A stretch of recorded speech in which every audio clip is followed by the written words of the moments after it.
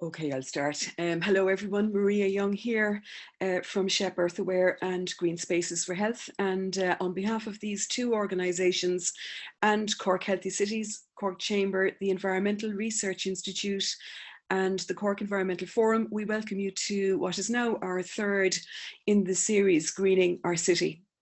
We are really excited about our special guest today, Cynthia Nicotin, coming to us live all the ways from New York, and we've been looking forward to this talk for a very long time. But first, a few words about the schedule today. At the start of every session, we highlight a local environmental project or the work of a local green organisation. And shortly, I will be handing you over to William O'Halloran of Wildwork. Wildwork is a not-for-profit initiative of CCAT Partnership, and it was established in 2017. William will give a 5-minute presentation about what exactly this organisation does. And then our moderator, Denise Cahill, coordinator of Cork Healthy Cities, will formally introduce Cynthia Nicotin, who will give her presentation lasting about 35 to 40 minutes. The session will then open up to questions from the audience, and the questions will be facilitated through the chat box.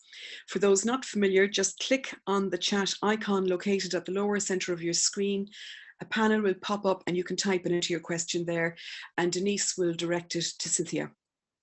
By the way, you can start entering questions as soon as Cynthia begins her presentation. Please keep them succinct. We may not get to all of them, but we will do our best. And just so you are aware, we are recording this session for the archives, and none of the audience will appear in the recording. Greening Our City expert talks happen on the third Tuesday of every month at this time, 2:30 p.m. The purpose of the talks is to open up the conversation that is gathering momentum on how we in Cork might transition to a green city. Our next talk will be held on Tuesday, the 19th of January, 2021. We look forward to announcing our guest for this session in the coming weeks, so keep an eye out and put the date in your diary. Thank you for listening, and I now hand you over to William O'Halloran of Wildwork.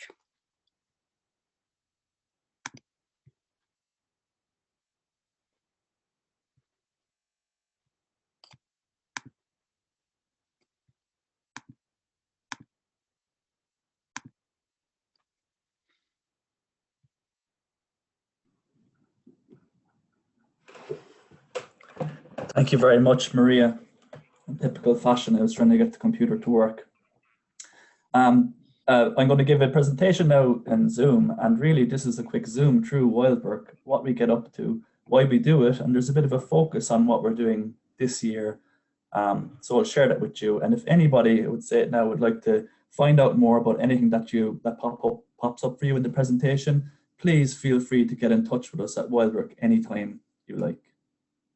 So Wildwork is an initiative of CCAT Partnership, which is a local development company based in Middleton, County Cork. Our initiative aims to help people, help nature, help people. So not just on this seminar here, but throughout Cork and all over Ireland, there are loads of people who are doing great work to try and help nature. And we had seen a need to try and help those people to make the most of their efforts and to help them to do the right thing.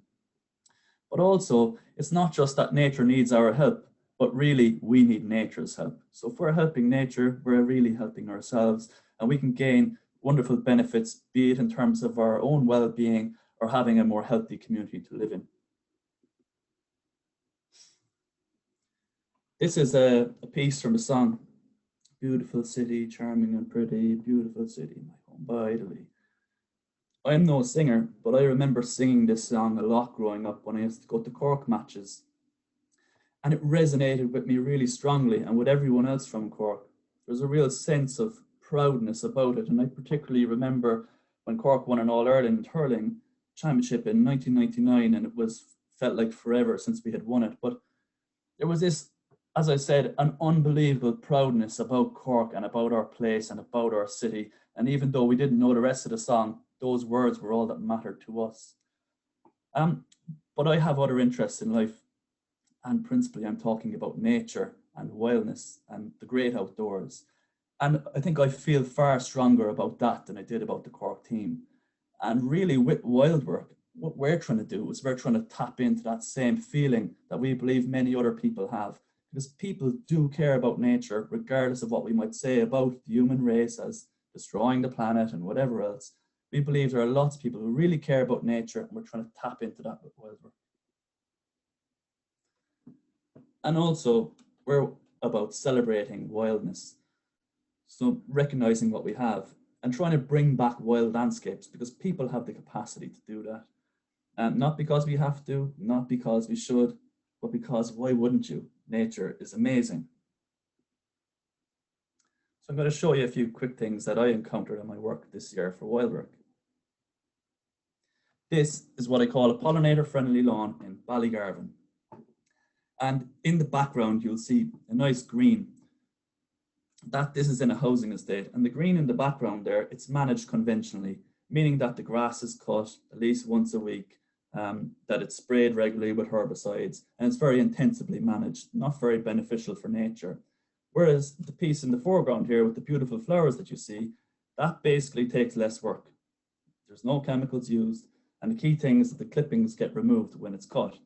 But I think it's a fabulous example of how if you manage things for nature, you can produce far better results than what you're doing already. So we're very much trying to encourage people to change the way they do things, perhaps invest the same resources you're doing already so you can have a more beautiful place to live, and it's better for nature, better for people. This is a wildly managed garden in a school in Castleknock. Stunning. And here we have a driveway on the left-hand side. That's a typical gravel drive. It was previously, again, managed through spraying it with a bit of Roundup or what have you every year.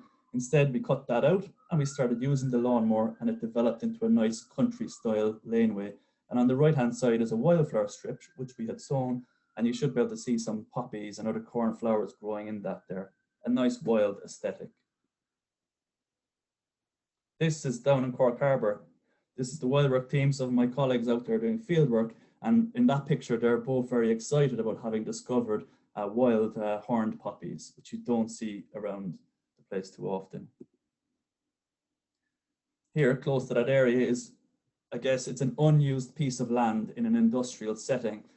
And what you're looking at, and I don't think the picture does it justice, but it's a sea of ragwort, docks, and thistles. They're the dominant species within this. And they're really stunningly beautiful and providing an amazing resource for wildlife. But this is an interesting picture because these in themselves are species of plants that are not really liked because, you know, they may not be good for other reasons to do with farming and other things. But I just really like the example of what happens there if you do let something go wild. And again, this is in farmland out near Carrigaline.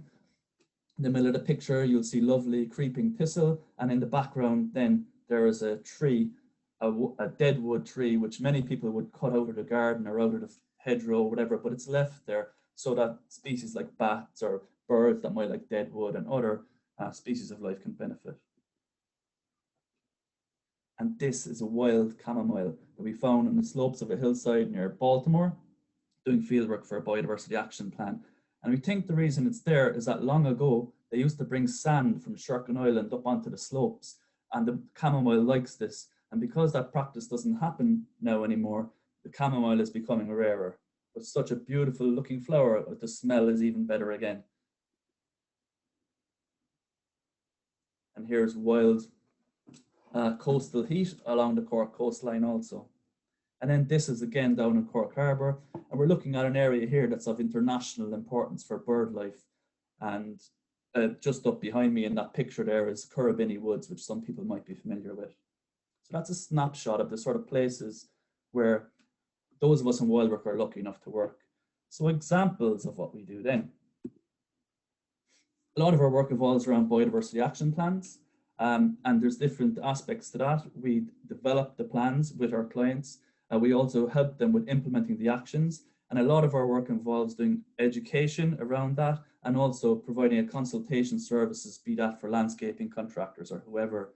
We have a number of corporate projects. This year we've been working with Thermo Fisher Scientific, Pfizer and Dupuy and Ringaskiddy and a few others besides. And we have quite a lot of community projects as well through Community Foundation for Ireland funding. At the moment we're working with Youghal, Douglas, Ballincollig and Baltimore communities.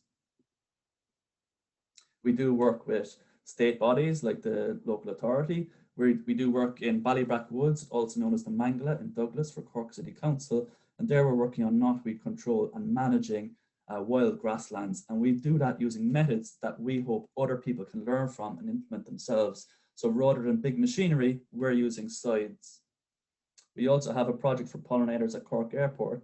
And we have done a really nice project down in Passage this year with the local biodiversity group there on sowing a mini wildflower meadow, but they also want to give out wildflower seed packets to local people in Passage so that other people can sow similar types of mini meadows in their own gardens. And as part of that project, which was an outcome from COVID, we've produced a video, a how-to guide on how to sow those seeds. You can check it out on our YouTube channel. Similarly, we ended up producing a video on a project we did in Castleknock this year. So yeah, wild work goes to Dublin. We don't just work in Cork. In fact, we don't really have a territory. We go where you want us. But the video we produced in Castleknock, it's very relevant to the work that Cynthia, who's going to be speaking later, does, because essentially that was me getting to go around tour on Castleknock and trying to find what was interesting there in terms of biodiversity, things that were already special or perhaps things that could be improved upon. So again, if you're interested, check out the video. And then we gave wildflower seed packets out to 300 farmers in West Cork. Well, we didn't, it was Bandon Co-op did that. So a wonderful project. And in an upcoming piece of work, we're going to be producing a podcast for the Carrigtwohill Biodiversity Group. Again, it's a wildflower project, but it's linked with the Carrigtwohill Biodiversity Action Plan. Being part of CCAD partnership, then CCAD is involved in a whole range of community development work. I mean, I won't go into it, but there's loads of things CCAD are stuck into. And the organization is looking to use nature to integrate it into the work that it does to improve the services that CCAD offer to local communities. So Wildwork is involved in a range of projects there. There's an upcoming biodiversity training program in South and West Cork for communities. We do a lot of work on well-being through social inclusion program called CICAP. That's looking at the well-being aspects of using meadows, meadow management techniques like siding and having people come together to do that work. And then there's the Tucson Rural Social Scheme, where workers are teamed up with local community organizations who want to manage places for nature. And then we're also working on a program called Ability, which is for people who are on any form of disability program, and it's working with those people to teach them to become a citizen scientist. Now, a lot of the work that we do in Wildwork, in community development, we would say we work with education, business, state, community, and farming. They're the sectors we see ourselves working with. But what I'm going to tap into here now is just looking at academia, how we bring a lot of people we're working with, link them in with academia so that a lot of what we're doing together can be a lot better off. And then essentially the idea is that not just community gets the benefit from these linkages, but so too does academia. So just some examples. This year we ran structured learning placements remotely for students from University College Cork and from Queen's University Belfast. We have ongoing projects that we're involved with in the background or otherwise through the Community Academic Research Links Initiative. And there's a new project that's coming to fruition now called Cuba Partnership Initiative.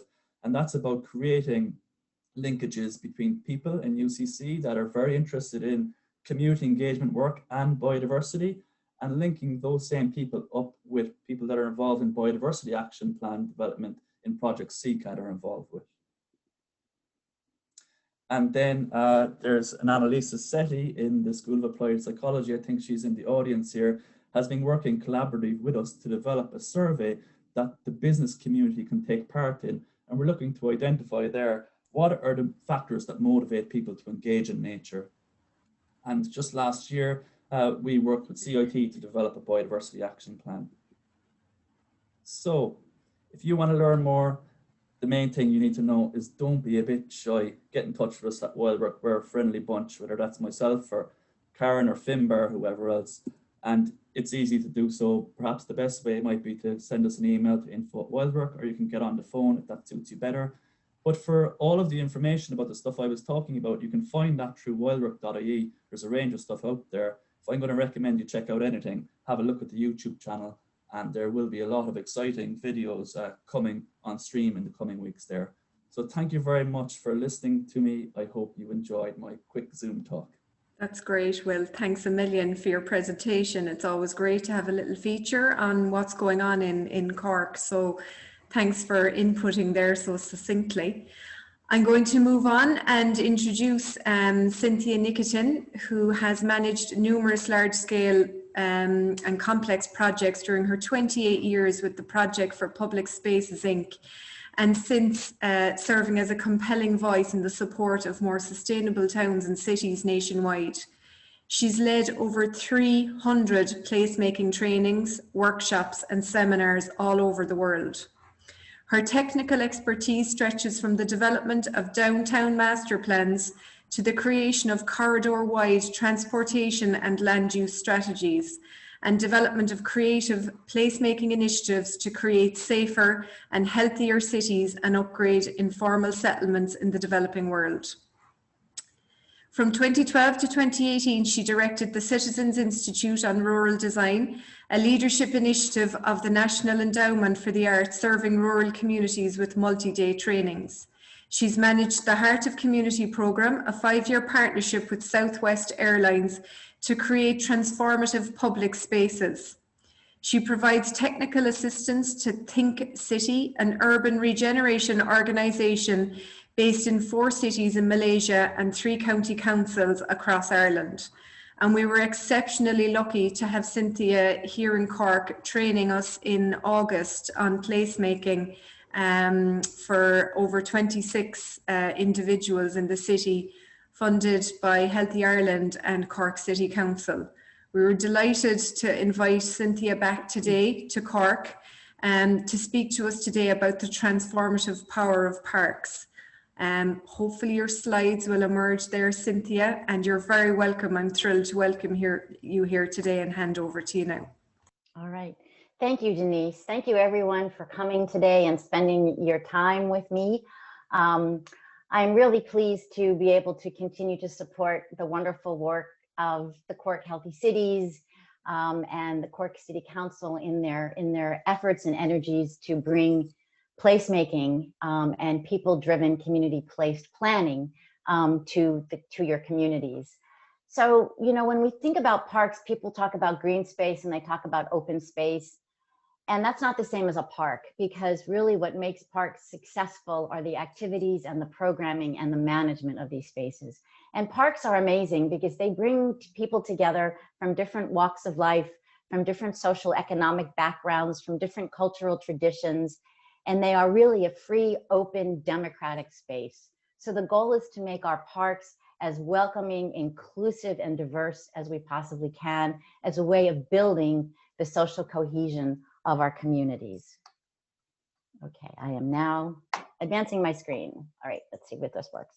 Okay, so this idea of placemaking, many different definitions. I've been working with Project for Public Spaces. I work with them for over 25 years, and we sort of coined the phrase, but it really is open to interpretation. It's really thinking about designing our cities around our public spaces, because the best cities are known for their public spaces. You know, when you think of Cork, you think of the River Lee. When you think of Sydney, Australia, you think of the waterfront, or you think of Central Park in New York.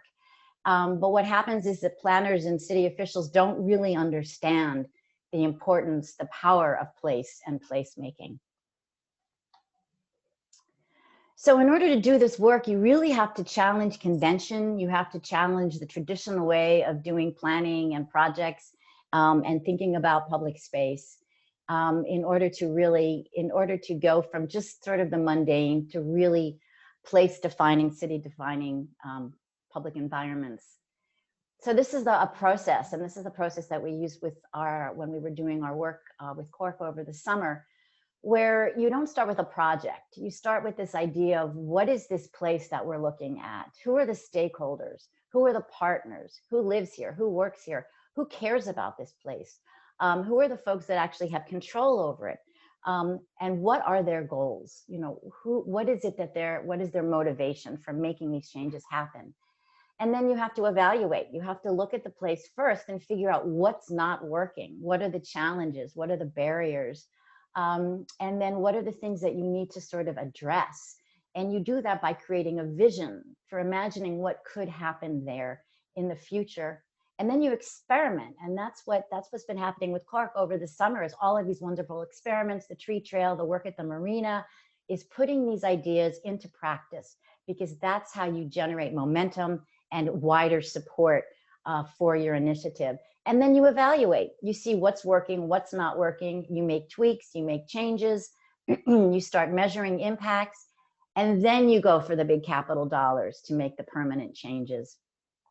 So in this process, the community and the stakeholders, they're the client. They advise, they suggest, they bring additional resources, whether that's their own personal skills or access to funding. And the experts, the planners, the architects, the landscape architects, the engineers are resources. We help facilitate and implement, but we, the professionals, are not driving the process. We're facilitating the community, creating their own vision for a place. So there are a number of qualities that make a great place. And these are very intuitive. The thing about placemaking is that it's qualitative more than quantitative, but we've been getting better at doing quantitative metrics and measurements on the impacts, and I'll show you some examples a little bit later. But basically, a great place has things to do, uses and activities, and it's not just once a month or every, or once a year. These are things that are happening on a daily or weekly basis, and sometimes they can be as small as a group of people going to have lunch, in a park, or someone going to read a book on their lunch hour, or kids playing. There's things to do. And then there's amenities that make the place comfortable, that support the uses. So form follows function. The design supports the use, but you need to figure out the use in the programs before you start designing.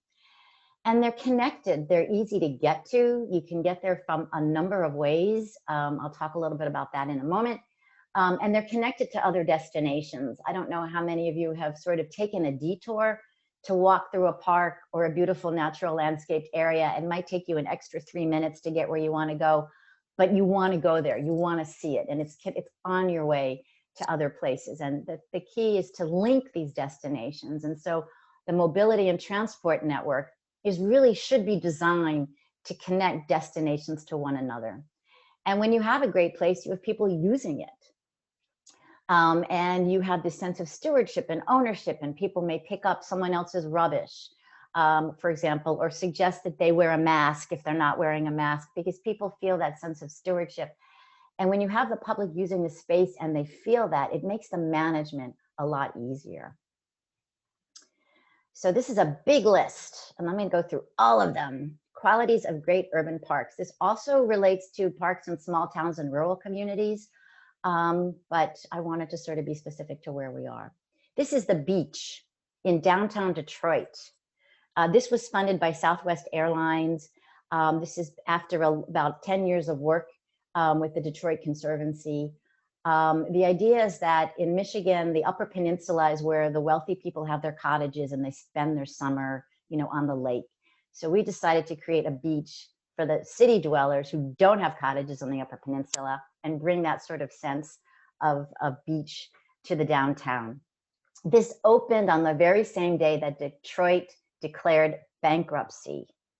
So while the story was doom and gloom on one hand, on the other hand, this amazing public entity opened. And the sand then becomes the underlayment for the ice rink that comes in the wintertime. Okay, traffic all right, so I was working in a city, Incheon, in South Korea, and it was a brand new city, and they were building this brand new park, and the first thing they did was they put in 4 lanes of roads around the entire park. You cannot have a successful park without connecting to the edges, and you can't have 4-lane roads, even 2-lane roads with 60-kilometer traffic going past your park, because no one's going to be able to get there. On the upper right is Pioneer Courthouse Square in Portland, which is a plaza that has light rail and buses around it. When we design transit facilities, it's about creating a great public space that happens to have buses and light rail. So where does your public transport take you? Do you have bus stops or tram stops at your parks? Can you talk to the local transit authority to move them there so that people don't have to drive, or people without cars can still access the park? So we like to say that around a park, you need to have, like, maximum 30 kilometers, traffic. Really make these pedestrian priority spaces all around the edges. And then, of course, looking at how, you can reuse rail lines if there's opportunities to do that, where you can put bike rails, bike routes along, just to create these connections, multiple ways for people to get to the park. And then, of course, you need a place to put your bicycle. So bicycle parking is also something that is incredibly important. Or bike share, if you have bike shares or scooters, perfect place is to have a station at your parks. The edges are really important. What is around, the parks? Creating these active edges so that uses can spill into the park. I've worked on projects, a park that was surrounded by a library, a museum, a courthouse, a hotel. But these institutions, cramped for space, trying to raise money, to enlarge their buildings, were not using the park next door. In Regina, Saskatchewan, in the Regent Park, is right next to the library. But they never thought about bringing the books and the children's reading room and all of those programs into that public space. So think about what your edges are, because the edges, the outer part, sort of defines the inner part. It's like a donut. If all you have is the hole, you don't have a donut. You have to think about what are the edges around that. There needs to be attractions, destinations, and points of interest in the park, whether that's a classic feature like a fountain or a fabulous cafe or restaurant. There need to be sort of these focal points that draw people in, and that's where you cluster the activity. Do not spread things around. Cluster things together, you get more synergy and more use. Here are some more examples how you can do really interesting things with double-story buildings, with gazebos and places for performance. If you have a fountain, make sure people can sit around it. The thing is that sometimes we can't touch the water, we can't get into the river. So putting water features, I know it sounds ridiculous, but putting water features on the edge of a water body gives people that sense, that enjoyment of the water and the sound. Temporary sculpture, temporary art, exhibitions, the Franklin Institute, no, it's the museum of one of the institutions, I think it's the Franklin Institute in Philadelphia, the graduating Master of Fine Arts students do a sculpture exhibit, in a park outside as a way of celebrating their graduation. So just clustering things together, an outdoor piano with seating, with Wi-Fi, temporary stages. People talk a lot, they want an amphitheater. Please do not ever build an amphitheater. They are difficult to use because they're on a slope. You can't use them for anything else. And if you don't program them, they're dark. Think about temporary stages, movable stages, portable stages. Cork buys a temporary stage and Wicklow borrows it. You can actually rent these things out and move them around and kind of conserve resources then in that way. And then, weather happens. Everyone has weather, everyone has climate. I work in places that are way too hot, can't do anything, and places that are really cold, can't do anything. People will go out and dress appropriately if there's something to do. They will spend New Year's Eve in New Glasgow, Nova Scotia, when it's -10 and there's a gale blowing and they're drinking hot wine and they're celebrating New Year's. We need to create reasons for people to be out of doors, especially now and this time of year. This year is really an interesting challenge. How are we going to make public spaces and parks comfortable and accessible for people to be outside, physically distant during the winter months? So these can be culturally based, outdoor holiday markets. Dresden does a wonderful outdoor holiday market, but really think more about not just doing things when the weather is nice.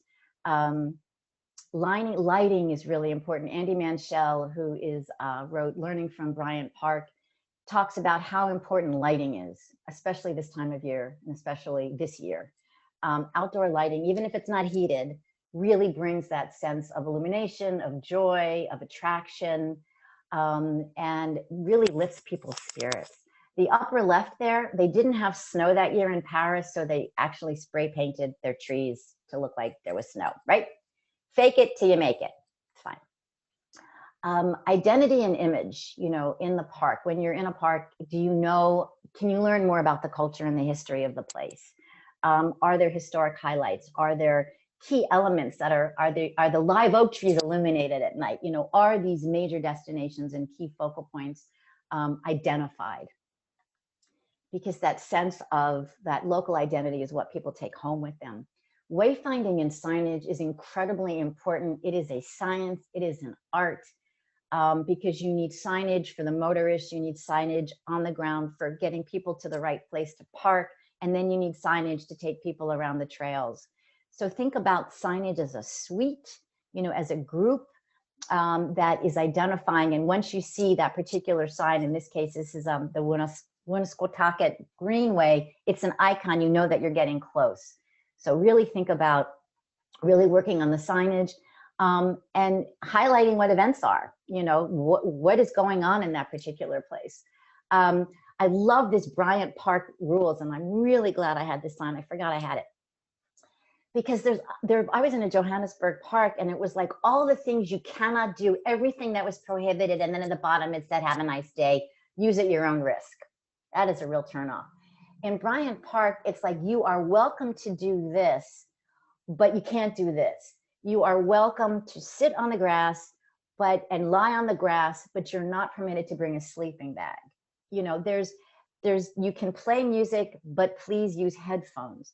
There's this way of sort of helping people manage themselves in a way that creates an expectation, a behavioral expectation that people are expected to adhere to without prohibiting things. You may have a dog, must be on a leash. So that kind of language is really really important, especially when you're looking at park rules.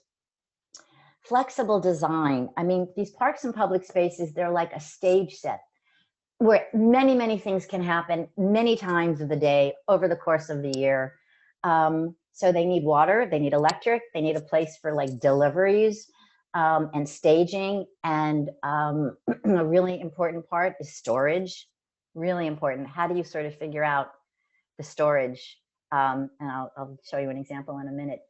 But thinking about what could happen there at 6 a.m., 8 a.m., 10 a.m., noon, who's going to use it, what they might want to do in that space over the course of a day. And temporary pop-up things that, you know, you bring your yoga mat, there's a yoga class, you know, you pack up the bowl, you can do petanque, you can do lawn bowling, performances at lunchtime. You know, that's not a very large stage, but, you know, they have equipment. They paid for that equipment and they keep it there. And then when we're looking at activities and uses, you know, there's a whole bunch of stuff that can happen there. You know, this is a little radical, climbing walls. We have a lot of climbing walls in New York City, you know, and I think this is even fabricated. It's not really a wall. Can you do climbing walls somewhere? We have skate parks, you know, kids like people, adults like they do extreme skating, skateboarding in Mississauga, Ontario. And these are sometimes difficult spaces to manage unless you create a designated skate park, and then you've got the ability to kind of manage that space. Exercise equipment along a trail. This is, I believe, in the Czech Republic. I love this woman is in her suit with her purse on the left and high heels. She is on her way to the office.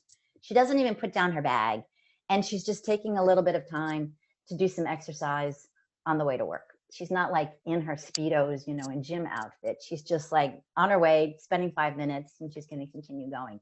So sort of like introducing exercise and these activities like into your normal sort of journey to work.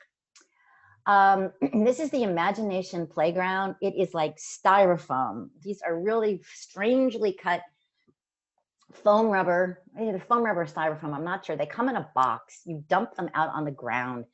The kids love it. They just make stuff and then you put it back in the box and you put it away. This is the Imagination Center in Providence, Rhode Island. They needed storage, but we took their storage and made it sort of this Imagination Center. We took a beautiful building, built a building, there's a storage primarily in an office, and put a deck on the front of it, which is also for reading rooms and classrooms. So think about multi-purpose. If you're doing storage, is that also where you can have the washroom? Is that also where you can have an office? Is that also where you could, you know, have a reading room or something else? People in Bryant Park, the bottom right, they like travel from the outer boroughs to play ping pong in downtown. I don't know why, but they do. I guess they want to be seen. Chess, checkers. There's just been a tremendous development in the kinds of games, Jenga, all kinds of adult-sized games that are not expensive, and really, you know, you see people in business suits playing games on their lunch hour, and then their kids come and they all play together. Performances, obviously, is a really important thing, but they don't have to be formal and they don't have to be expensive. A drumming circle, you know, if there's drummers in your community, you just need a space for them to do it, and you tell them the time that they get it. Tuesday at 4 o'clock, the drumming circle. In Woodstock, New York, near where I live, the drumming circle is in the Central Square, 4 o'clock on Sunday afternoons. So thinking about sort of, you know, these sort of less capital intensive kinds of ways of creating performance. Public art, we have the golden duck, the golden ball, there's a duck. This is a fundraiser. Everyone buys a little rubber duck. They put it in the river. It flows down the river. And who's ever little rubber, and there's thousands of them, and who's ever little rubber ducky arrives first, you know, wins a prize. But it's a fundraiser for that conservancy. Street art, sidewalk painting, wonderful. It's also a great traffic calming activity. They do this a lot in neighborhoods in Portland, Oregon, to slow the through traffic. People are avoiding the highway and they're cutting through neighborhoods. And this was actually sort of a Girl Guides project. She wanted her little brother and sister to be able to walk to school. So they started this sort of intersection painting in neighborhoods in Portland. It's fun. This is a public art project in Houston, Texas. These are photographs of park users that are then installed on these balloons. I don't have a picture, but these are illuminated at night. So these are not famous people. These are just local residents. And then you just want interactive art that you can touch, art that you can sit on, you know, art that engages people. You can rub it, but art that doesn't say, look, don't touch. And then thinking about our parks and our native natural areas as places for environmental education classes. You know, you've got kids, bring them out, have a class. I love this. I don't know where it is. It's all made from local timber and local wood. I just think it's really beautiful. And again, not expensive to do. You know, but other interesting things like filmmaking, film editing, you know, kind of think outside the box in terms of what educational programs you can have. Obviously, community events, farm markets, flea markets, swaps, health fairs, get out the vote things, you know, just what nonprofit organizations can do in the park to support their own organizations and their own efforts. Ballroom dancing is huge, tango, salsa, fun. Outdoor movies, these screens are not very expensive and they pop up and then you deflate them and you pack them up and you take them away. And these were really pioneered at Bryant Park like in the 90s, and they're really everywhere. So there's no excuse not to have an outdoor movie night. You can even hang a sheet on the side of a building, get a PowerPoint projector, and show a film. Amenities, these are the physical design elements that support the uses, that you have your programs. What do we need then to make these uses possible, to make people comfortable in this space? Now, it's important to prioritize what amenities you want because, you know, budgets are limited, you know, but all of these are important to include, and especially, you know, washrooms and restrooms. And we always recommend that you put the restrooms somewhere near a management presence, either in the park office or in the storage or next to a cafe, so that they are managed and there's at least eyes on them. people are looking there. But Wi-Fi, food, seating, shade really is sort of the basic things. And then as you find opportunity or merchants or vendors or businesses that want to do it, you can upgrade them, you know, throughout the park. But you can do a lot with temporary decks and seating and things that fold up and move out. They don't have to be permanent. They don't have to be fixed.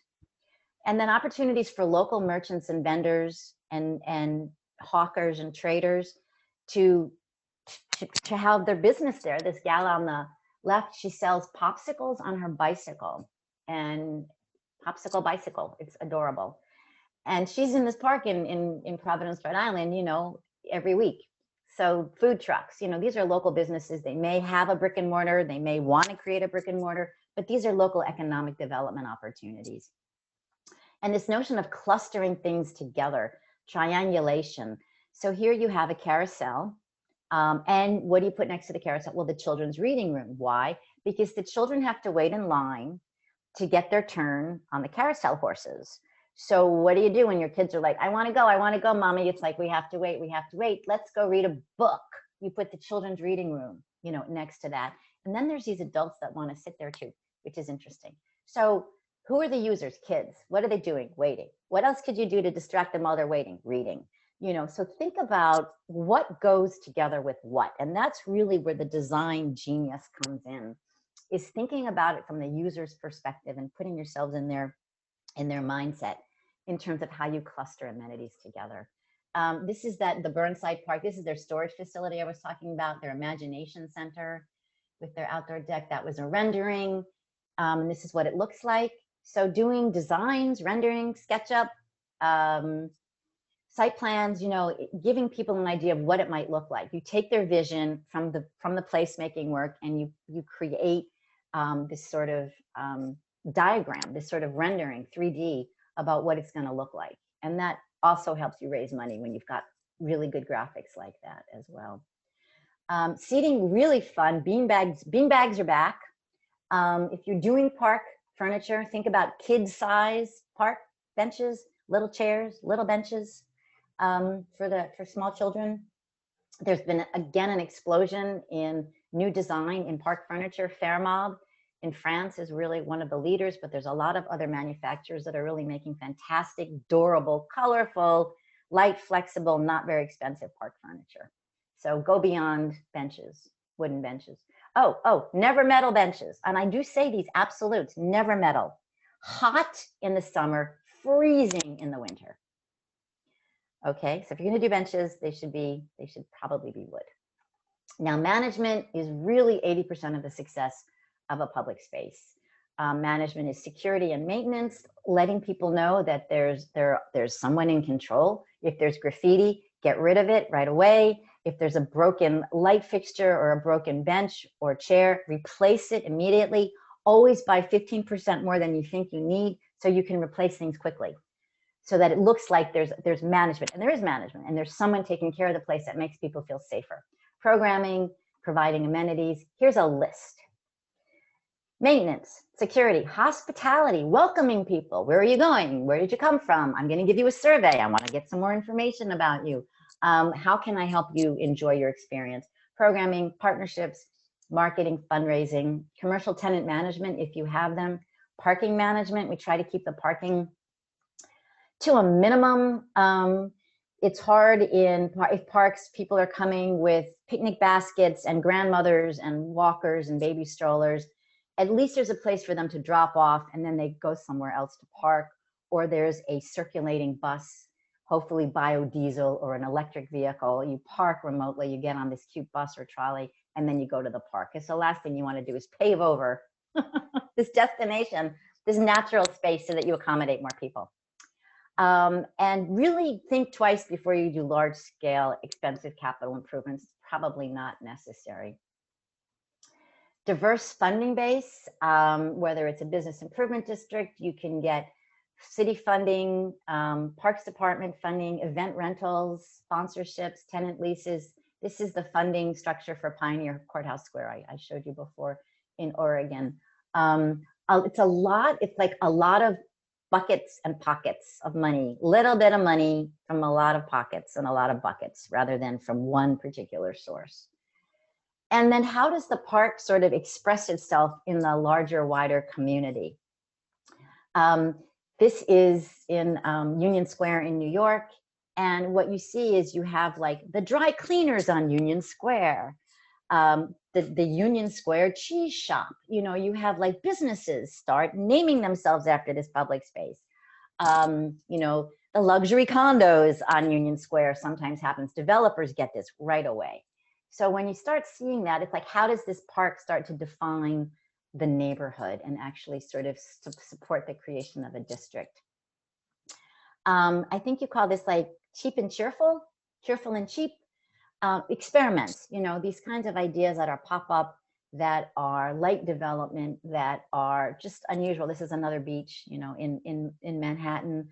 But if you've got a wonderful river, that's where you should have your movies and your performances, so people have a view of the river. I used to live in Hoboken, New Jersey, which has the best view of Manhattan, much better than the Brooklyn side.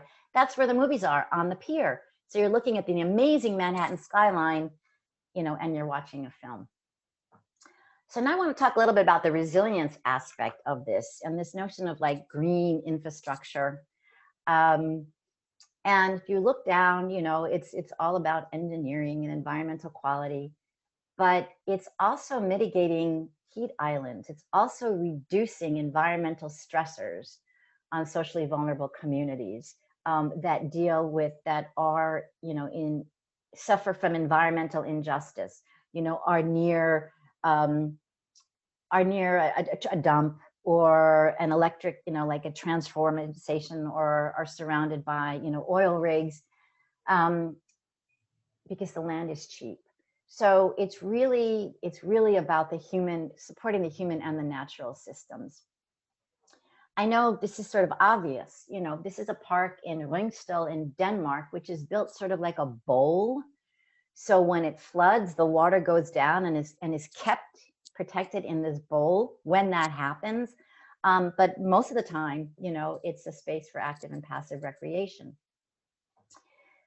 These wonderful, you know, sort of native gardens and native bioswales, they capture rainwater, of course, but they support pollinators, they improve the air quality, they reduce asphalt, and they're visually pleasing, and it's very good for our mental health as well as our physical health. I'm going to read from some notes here. Hoboken, New Jersey, floods a lot. It's right on the Hudson River. So this is a new park that combines passive green space and flood mitigation to meet the neighborhood's needs. It's the first resiliency park in the state of New Jersey with integrated green infrastructure to mitigate flooding. It retains 200,000 gallons. It's a place for people, reduces flooding, filters and stores stormwater, recycles runoff for use as irrigation and toilet flushing, and reduces the combined sewer overflows to the Hudson River. And this is all the cool technical infrastructure stuff under there. It detains 200,000 of gallons of stormwater runoff through a series of green infrastructures. There's rain gardens, porous pavers, a cistern for rainwater harvesting, and an underground detention system. This was constructed with low interest financing from the New Jersey Environmental Infrastructure Financing Program. The park design includes open lawn, recreational space, a dog park, pop-up market, multi-level seating for small performances, and restrooms. It is also next to a neighborhood that has a great deal of social housing in a part of town where the residents lack access to parkland and green space. This is the Southwest Park in Hoboken, New Jersey. So this is at the other end of town, which turned a asphalt-covered site into a vegetated park that will manage at least 1 million gallons of stormwater. So it's this idea of green infrastructure, but looking at how you can actually build a public space that supports community socializing, and so the social resilience as well as the physical resilience.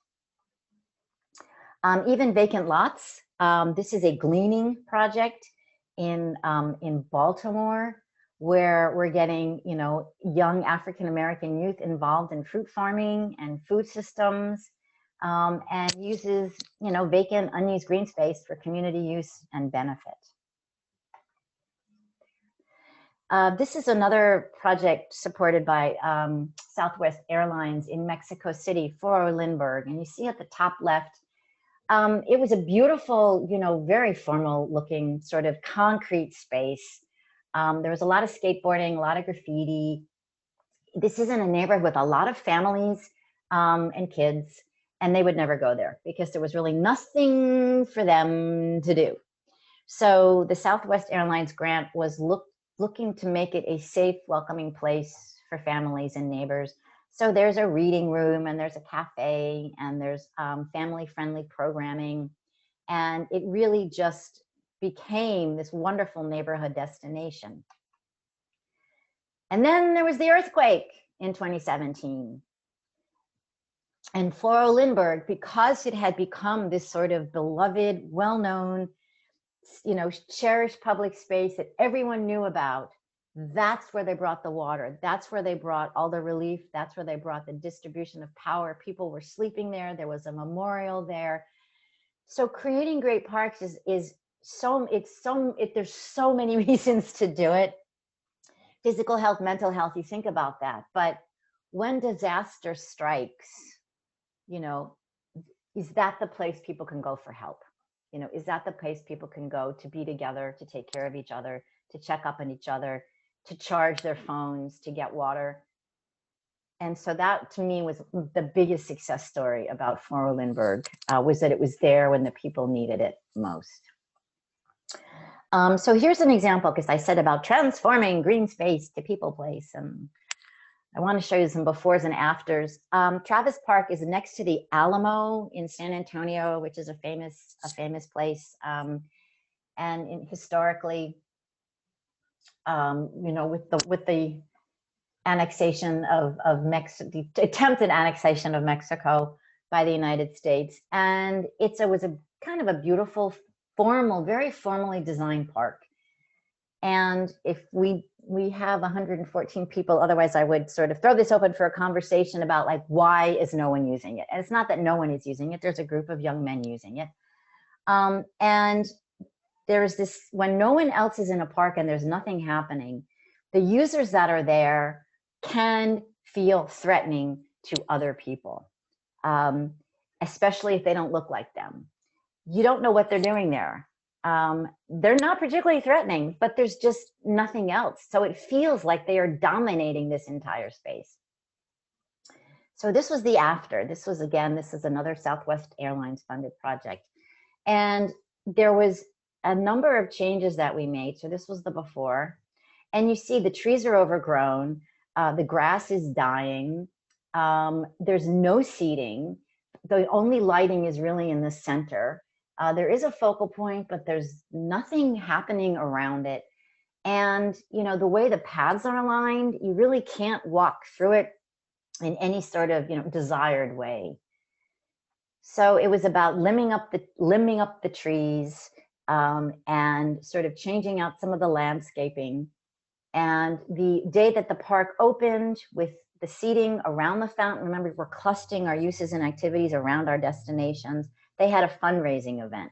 So you get your first money, you do your short-term experiments, you open it up, and you have a fundraiser to raise the money for the longer-term capital improvements. Because when people see things happening, and that meeting they went to and that design that they saw, all of a sudden they stumble into this, and it's really happening, it's really there. As I said, that's when you get more partnership, more resources, more buy-in, it's proof of concept. And then you can go after the really big money. At this fundraiser, they raised another $200,000 for more improvements at the park. So we did the sketches, we did the renderings, and we, you know, sort of brought them back to the park. So you do your observations in the place, and then when you're bringing back your pictures and your dot boards and you want people to sort of give you more input, you go back to the park. You're always in the space that you're working on. Try not to be in an office building downtown or the Parks Department office. try as much as you can to be in the space, so that your people are understanding it in a very visceral, personal way. So here's our rendering for that. And this is what it looks like. Again, you see the fair mob, colorful tables and chairs.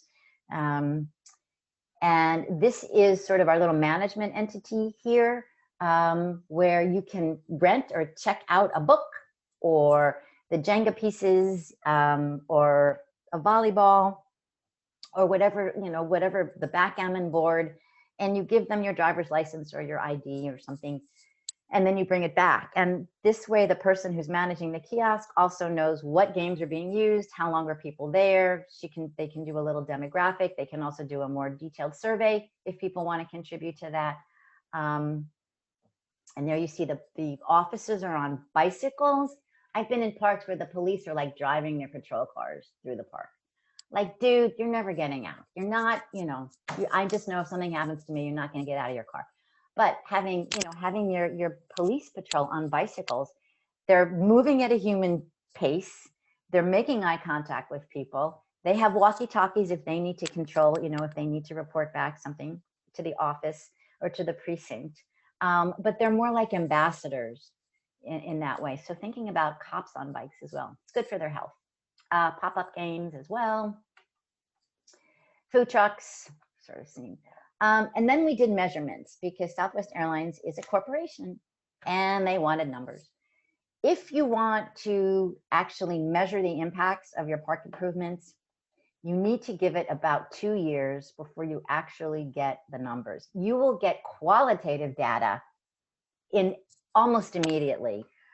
Pictures of happy, smiling people, surveys that people say how much they like it. You can get all of that sort of qualitative data very, very quickly. But the metrics take a little bit longer. So this was after 3 years that Travis Park, after its renovation. These were some of the metrics we were able to capture. They contributed $125,000 to the Travis Park Conservancy, and it leveraged almost $1 million in additional funding. Attracted 192,000 visitors. That's what that gal on the kiosk is doing. Or you can set up a little stanchion that sort of captures people as they go by, a little counter as well. Supported 12 full-time jobs and $153,000 in revenue. They counted 17,000 people participating in all kinds of activities. There's a health cost saving. There's an actual dollar figure. See, this is where you get into the sort of the economic analysis and the RIMS and the statistics, which I do not have. That is not in my wheelhouse. So I can't really tell you how they come up with these numbers, but there is a dollar figure that can be assigned for every hour of exercise in terms of cost savings. So over the course of a year, a person doing yoga 3 times a week, there's a dollar amount of health cost savings you can attribute to that. Yes, and they wanted to know where people were coming from. So they mapped the zip codes. And you can see that the darker green, is sort of where people were coming from. That was the closest to the park, but they really had a much broader reach. People were traveling 30, 45 minutes, to come downtown and to come to the park as well. So I'm going to be finishing up in concluding. What attracts people most is other people. If you are in a restaurant and it just opened and there's no one there, they do not put you at the romantic table in the back. They put you in the window so that people walking past can see that there's people in the restaurant. It's the same thing. People attract people attract people. Food is really important. Food and water, whether it's temporary food trucks or a permanent kiosk or a restaurant or a cafe across the street where you can carry out, and they put tables and chairs in your park. Providing access to food is really important. I really love this because these are like these elders, seniors eating ice cream. You think that only little kids eat ice cream. It's not true. We're creating a place, not just a design. Design is the implementation of the place, but a landscape architect cannot on their own create a great place. they can create a design that supports your vision or a community's vision for a place. It takes a lot of partners to create a place. And it just can't leave it up to the architects to do it. They are important and they help implement and design, but they need your ideas before they can do that. The community is the expert.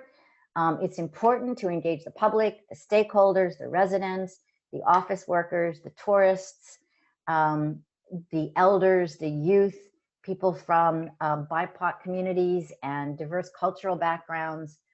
What do they know? If they've lived there a long time, they have a lot of ideas. They know what all the problems are. No one has ever asked them. No one has ever asked them. Or they've asked them too late. They've asked them to respond to a design that is solving a problem they had no role in defining. So really facilitating conversations with people is absolutely vital. And partnerships are key. Look at all the people who are sponsoring this talk, right? There's like 10 organizations. You cannot do this alone.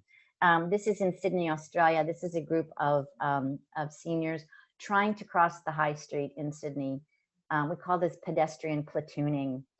And, you know, we shape our cities and afterwards they shape us. And if we do not make our cities comfortable, as my friend Gil Peñalosa says, from people from age 8 to 80, they're not going to be successful. So we need to really consider how do the youngest and the oldest and the most vulnerable enjoy our public spaces and our parks. And I'll finish with this quote from Jane Jacobs. Cities have the capability of providing something for everybody only because and only when they are created by everybody. Slanche. Wow. Thank you, Cynthia. That was incredible. So many ideas that we can pull from. Thank you so much for providing them to us. We've had some comments and we have questions, and I have questions, so I'm just going to maybe go through some of the comments. There were some comments initially in terms of accessing parks, especially in Cork City, in terms of, I've just lost my view now of it. Sorry, 1 second.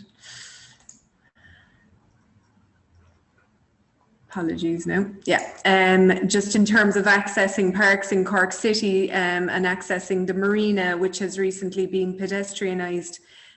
So because they're attractive spaces, they're drawing cars. Tramore Valley Park is named as well as a difficult one in terms of access. So it's just comments there from some people in response to your point about transportation linkages and public transportation linkages. And thanks, Will, you shared a video around the pedestrian access to Tramore Valley Park that you developed, and an enjoyable walk along a river there.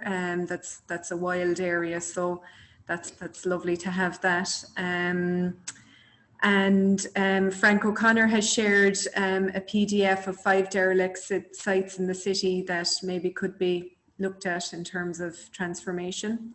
So we'll save all these to the chat function. Thanks for that.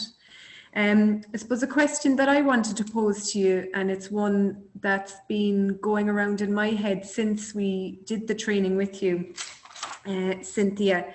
And, you know, I've worked in health promotion for 20 years, and for us, I have health promotion colleagues on here around the country as well today, which is great. But for us, it's always, health promotion is, we say it's about the process, not the outcome. And I think placemaking is a tool for health promotion, and it's a tool for planning, and it's a tool actually to link health and planners and link communities with planners.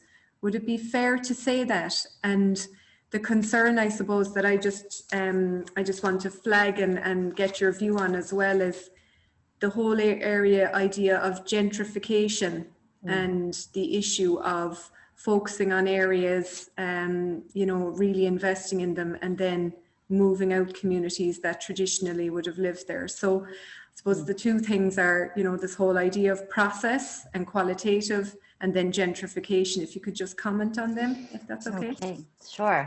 Yes, the process is actually, it's almost more important than the outcome. When we're thinking about health, sort of one of the primary underpinnings of health is really food. It's diet, it's what we eat. I went to a wonderful health conference in Malaysia, Kuala Lumpur, and I was the only person who talked about food and markets and food deserts and access to opportunities for healthy eating. So I wanna just add that to the mix. When we're talking about health, we're also talking about exercise. But food security and access to healthy food is really vital for that. You can come at placemaking from many, many different angles. You can come at it from a gender equity perspective. You can come at it from a safety perspective. You can look at it in terms of economic development. There's many portals and many ways in, and many, I didn't show you my partner slides. I couldn't show you everything. Many multi-sector partners, and really looking at how these partners can break out of their own silos and work collaboratively. And in Melbourne, Australia, they have sort of a place governance structure in place where whenever they're looking at a project, they look at like, who are the stakeholders? What are the different departments and agencies that have jurisdiction over it? And then they create sort of a place task force. So you have the sewer and water and the engineers and economic development, all working together on a place rather than just kind of thinking of it as one of their projects. So that coalescing of disciplines and agencies and professionals together is really important. The issue of gentrification is very complex, and there's a difference between gentrification and displacement. Gentrification obviously is when perhaps wealthier people move into an area, or people that are not wealthy move into an area because it's affordable. Most of the time in sort of the research that I've been seeing, the property values and the rents on the existing residents do not go up. They certainly do not go up as much as sort of the cost of the new housing is. So these new residents are actually paying more. It's not a bad thing. I mean, do we want monocultural neighborhoods? Do we want neighborhoods where there's just only, one set of demographics and socioeconomic background? So creating sort of mixed income and more diverse neighborhoods, is a positive, can be a very positive thing. The danger, of course, is that the folks that live there can't afford, to remain there. Sometimes it has to do with, the private property market or the tax structure. So this idea of partnerships, bringing in stakeholders, looking at who's the most vulnerable, making sure that those people are at the table and part of the conversation from the very beginning. And it's like making every decision through the lens of equity and equality and understanding, and asking yourself who's going to benefit and what are the potential unintended consequences. So you have to be incredibly prescient and thoughtful and purposeful in doing this work in order to do no harm, in order to make sure that people that have the most to benefit, because they're going to be perhaps living and have a wonderful new amenity near them, really do benefit in the end. So that issue of who is this for, and how are especially environmentally vulnerable populations, going to be benefited from this. Then there's this idea of land banks and land conservancies, nonprofit developers, purchasing buildings, protecting them, artist housing, buying buildings or apartments that are just for artists, getting in before there's sort of, you think that the retail market, things are going to get a little bit out of control. We've been terrible at that in the United States. And it's just, you have to be so mindful. And really the best way to do that is to make sure that the people that stand to benefit the most are part of that conversation. Right. And taking the time, to really do that work up front and all. Yeah, so it's actually a tool for social inclusion as well, which is fantastic. Absolutely. Yeah. Okay, so there's some comments here around our fabulous weather in Ireland and some some entertaining comments around the metal seats if we don't get much heat here in Cork. We get a little bit, to be fair. So just any recommendations around rainy Ireland? And also Maureen Lancaster wants to ask you, can you reflect on how you've balanced people use with regeneration and wildlife management? Because I know that can be a challenge in parks. Yes. I mean, as I said before, weather happens. And so, you know, just to provide places for people to get out of the rain sort of is kind of one idea. It's, you know, not every day is going to be a beautiful day to be in a park. But the idea is that if there, you know, if there's something happening, if there's a concert and it starts to rain, you bring an umbrella. And I've seen this, people just putting up their umbrellas and, you know, sitting in the park. It actually rains more in Paris than it does in London, but you never hear about that. People are never really complaining about the rain that much. Sometimes weather is an excuse for the fact that there's not enough going on, or it's symptomatic of a larger problem. I'm not saying that rain is, you know, it is what it is. But you know, if it's something fantastic, if there's a reason to go out, people will dress, you know, they will dress appropriately and they will go and do it. So, you know, we just have to think about why is it that that's a deterrent, and how do we sort of try to mitigate that, whether it's with heat lamps or, you know, shelters that have enclosures or at least sheltered pavilion areas. Because, you know, rain is a good thing, really, most of the time. So it's about thinking more broadly about what programs can embrace it. You know, in Portland, Maine, they had a problem, this small community group had a problem that the city wouldn't plow the snow from this little plaza that they managed. They just would not clear the snow away. So they created a snow sculpture festival, and they got artisan sculptors to come in and sort of start moving the snow around and making artwork out of it. So what are sort of water-based, rain-based kinds of activities? Wonderful sidewalk projects that I've seen where there's wonderful artwork that is painted in a substance that only shows up when it rains. It's invisible until it's raining. So people come out in the middle of the rain in Seattle, Washington, to look at the sidewalk paving because it changes on a regular basis. It's like that special secret ink. So thinking really creatively about how the rain can actually sort of support programming ideas to make it like interesting and cool for people to go outside. And this idea of sort of nature and wilding, I did show you, well, in urban parks in particular, you know, the major emphasis was on visibility, sight lines, making it look managed, a little manicured, and cared for. But there are ways you can do native gardens and native plantings, you know, in a park, even in a formal park. You need edges, you need edging, you need little walls, you need these sort of design elements that sort of make it look, you don't need a boxwood hedge, but you need something, you know, to keep the asters and the Joe Pye weed from flopping over.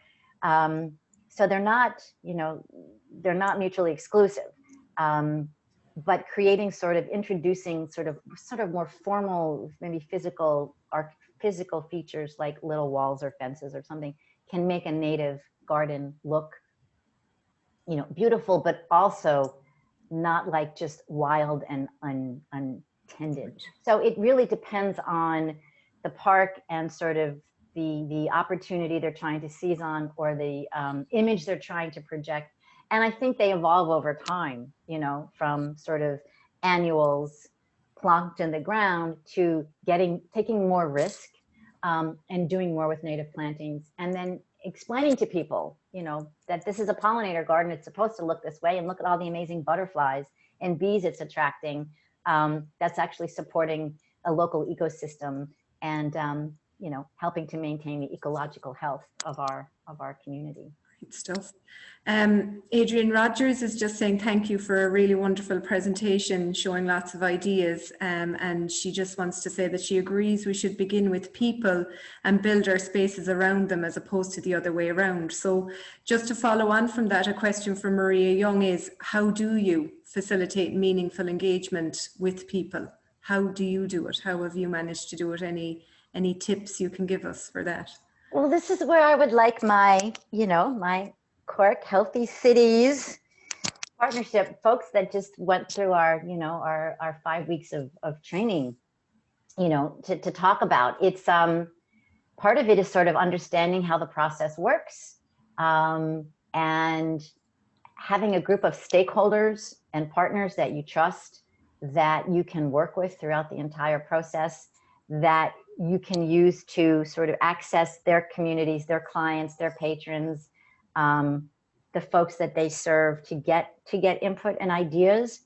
But it's about creating sort of like a structured mechanism, and there's many ways of doing it, for people to provide input in an efficient manner.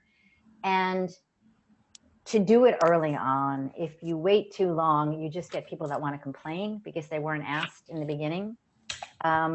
So doing the community input, lecture, workshop, seminar, walking tour, generating ideas, capturing the input, turning that into a design, or making that part of the design brief that the landscape architects get, this is the program that we want, is one way of doing that. But it's a very much of an intuitive, iterative inquiry process, and knowing that you don't have, best thing is just to let people know you do not have the answers. You kind of know where the direction is going, but you're not going to tell them what to do. So in this way, it's sort of, you're not just building their capacity, you are, I don't want to say the word empowering, but you're sharing that power, you're transferring power to the community, to let them know that this is their responsibility and their decision and their vision, and that's what matters. And so the responsibility is upon them to sort of participate in the process in an effective manner. Yeah, great. There's a question there from Marion about her estate in Toker, and what I'd say to you, Marion, you're looking to see how you can get something up and running there. If you email me, I can put you in touch with Kieran O'Connell, who is the social inclusion expert from Cork City Council, who works in that area, and Maria Young in Green Spaces for Health. So just email me and I'll give you those details. Amandine has a lovely idea about rain gardens in Cork, and that a rain garden is a garden of native shrubs, perennials and flowers planted in a small depression which is generally formed on a natural slope. It's designed to temporarily hold and soak in rainwater runoff that flows from roofs, driveways, patios and lawns. So lovely ideas there. Thanks a million for that. So thank you, Cynthia, because I'd love to stay here and talk for the next half an hour, but we're conscious you have to go and deliver a training to some people in Dublin, actually at 4 o'clock. There's been really great engagement here on the chat. We're going to save the chat and the comments and the questions, and we'll respond to them individually. Thank you, as always, for inspiring us. You inspired us throughout the summer during a lockdown. We've had great fun on the marina ever since, and we're keen to move on now and move to another part of the city. And there has been some ideas put forward here. So if anybody wants to get in touch with ideas around the river, that's the focus of our work at the moment as a result of the training Cynthia has given. We'd be delighted to hear from you. So thank you, Cynthia. And thank you all for your engagement. It's been wonderful. I just want to acknowledge Shep Earthaware, who Maria Young, Frank Dorr and Eileen Lynch, who are part of this initiative, won an award at the weekend. They were nominated by Cork City Council, and they won the Community Climate Change Award, which is absolutely fantastic. And I also just want to announce that we have just recruited a community growing projects coordinator for Cork City. through the Cork Food Policy Council. And Finola McCarthy will be in that role starting next Tuesday, the 1st of December. And Finola will be reaching out to all the community growing projects in the city with a view to developing a network and seeing what kind of needs there are out there. So we're delighted to have Finola on board, and hopefully next year during our inputs we'll have some input from Finola as well. So I think that's all for this year. We're going to be back in January. It's been wonderful to have such great engagement at these webinars. Over 100, I think there was 122 was our maximum here today, which is wonderful. Thank you all for participating. And we will be in touch with the links to the presentation, the video recording of this event, and the next event that will be taking place in January. So is it terrible to wish you all a happy Christmas in November? It probably is, but I'm going to do it anyway because I need some cheer. And thank you all very much for participating. Take care.